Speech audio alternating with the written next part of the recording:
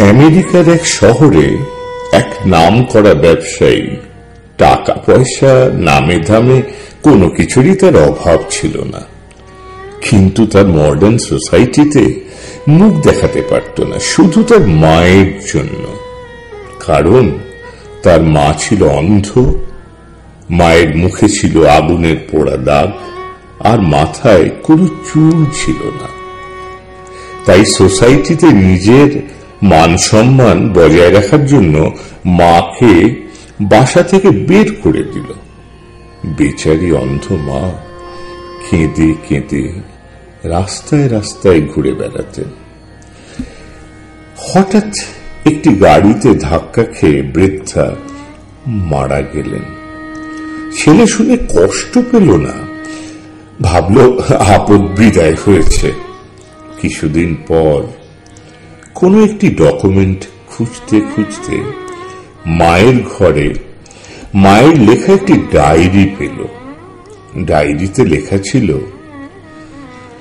আজ 5/12/1980 আজ আমি সুন্দরী মিস আমেরিকার অ্যাওয়ার্ড পেয়েছি। 2/5/1983 আজ আমি প্রেগনেন্ট। আমার হাজবেন্ড আমাকে অ্যাবর্শন করতে বলছেন, আমি রাজি হইনি। আমার সন্তান, স্বামী আমাকে ডিভোর্স দিয়েছে। 7/3/1985 আজ আমার বাড়িতে আগুন লেগেছিল, আমি বাইরে ছিলাম, আর আমার নয়নের মনি ছেলে বাড়ির ভিতরে ছিল।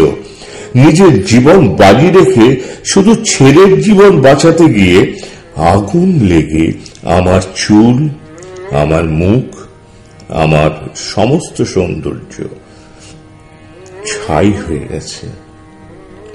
তাতে আমার কোনো দুঃখ নেই, কিন্তু তবু আমার নয়নের মনে ছেলের চোখ দুটো আমি বাঁচাতে পারিনি।